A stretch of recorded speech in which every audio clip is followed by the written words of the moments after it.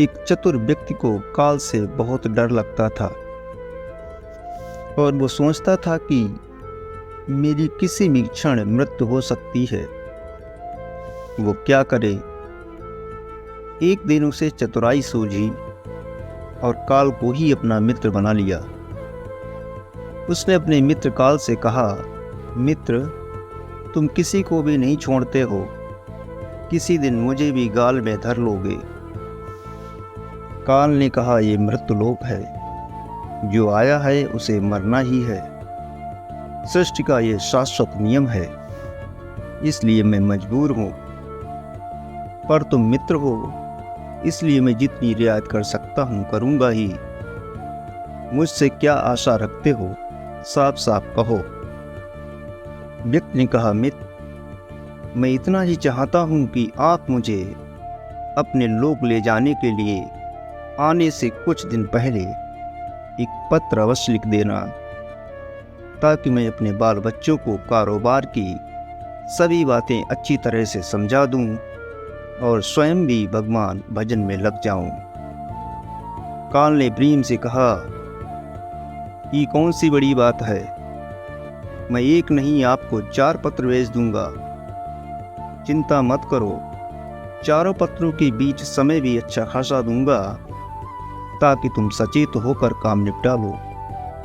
वह व्यक्ति बड़ा ही प्रसन्न हुआ। सोचने लगा, आज से मेरे मन से काल का भय भी निकल गया। मैं जाने से पूर्व अपने सभी कार्य पूर्ण करके जाऊंगा, तो देवता भी मेरा स्वागत करेंगे। दिन बीतते गए, आखिर मृत्यु की घड़ी आ पहुंची। काल अपने दूतों सहित उसके समीप आकर बोला, मित्र, अब समय पूरा हुआ, मेरे साथ चलिए।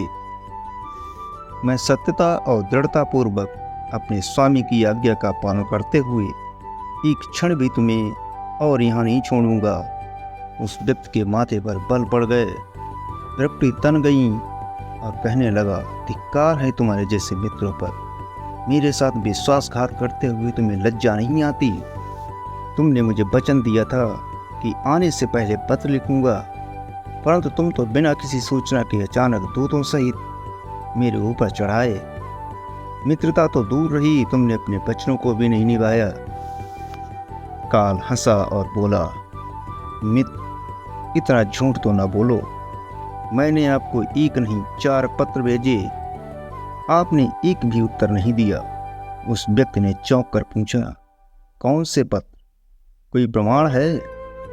मुझे पत्र प्राप्त होने की कोई डाक रसीद आपके पास है तो दिखाओ। काल ने कहा, मित्र, घबराओ नहीं, मेरे चारों पत्र इस समय आपके पास मौजूद हैं।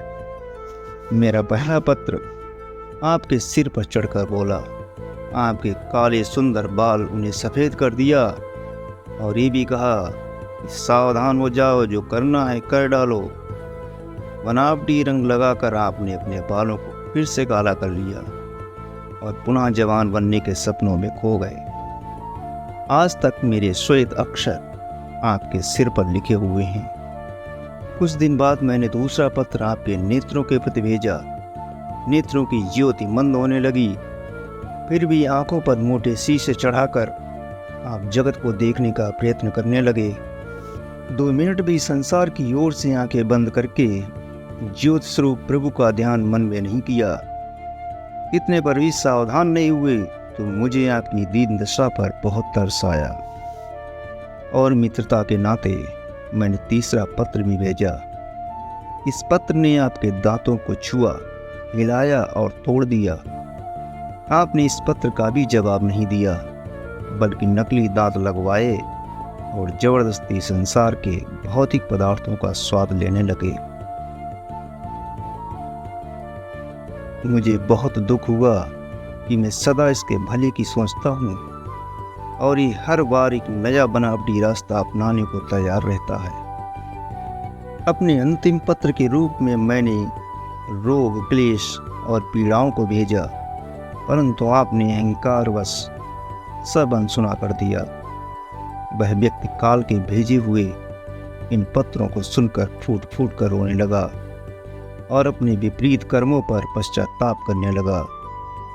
उसने स्वीकार किया कि मैंने गफलत में शुभ चेतावनी भरे इन पत्रों को नहीं पढ़ा। मैं सदा यही सोचता रहा कि कल से भगवान का भजन करूंगा, अपनी कमाई अच्छे शुभ कार्यों में लगाऊंगा, पर वह कल ही नहीं आया। काल ने कहा, आज तक तुमने जो कुछ भी किया, राग रंग, स्वार्थ और भोगों के लिए जानबूझकर ईश्वरीय नियमों को तोड़कर तुमने कर्म किए। उस व्यक्ति को जब कोई मार्ग दिखाई नहीं दिया तो उसने काल को करोड़ों की संपत्ति का लोभ दिखाया।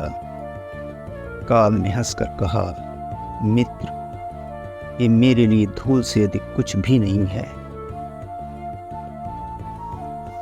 धन दौलत, शोहरत, सत्ता, ये सब लोभ संसारी लोगों को बस में कर सकता है, मुझे नहीं। काल ने उत्तर दिया, ये तो मुझे लुभाना ही चाहते थे तो सच्चाई और शुभ कर्मों का धन संग्रह करते। ये ऐसा धन है जिसके आगे मैं विवश हो सकता था, अपने निर्णय पर पुनर्विचार को बाध्य हो सकता था, पर तुम्हारे पास तो ये धन ढेले भर का भी नहीं है। तुम्हारी सारे रुपए पैसे, जमीन जायदाद, तिजोरी में जमा धन संपत्ति सब यहीं छूट जाएगा। मेरे साथ तुम भी उसी प्रकार निर्वस्त्र जाओगे जैसे कोई भिखारी की आत्मा जाती है। काल ने जब मनुष्य की एक भी बात नहीं सुनी तो वो हाय हाय करके रोने लगा।